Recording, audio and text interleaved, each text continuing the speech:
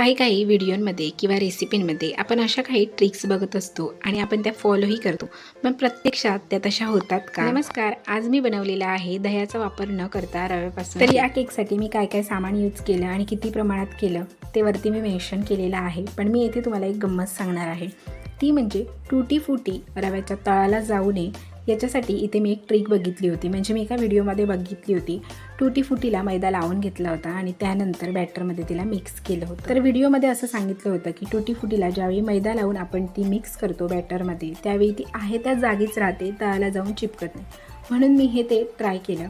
तर इथे बेक करण्यासाठी मी केक ठेवला, थंड होण्यासाठीही ठेवला. थंड होऊन झाल्यानंतर याची मी स्लाइस कट करायला गेले आणि तुम्ही बघू शकता माझ्या केकची ही अवस्था. सगळी जी टूटी फुटी होती ती बॅटरच्या खाली जाऊन बसली आणि माझ्या टीनला पूर्णपणे चिकटली आणि टूटी फुटी देखील माझी करपली. तर टूटी फुटी मी काढून टाकली कारण ते खूपच बेकार दिसत होतं. बाकी केक मात्र खूपच छान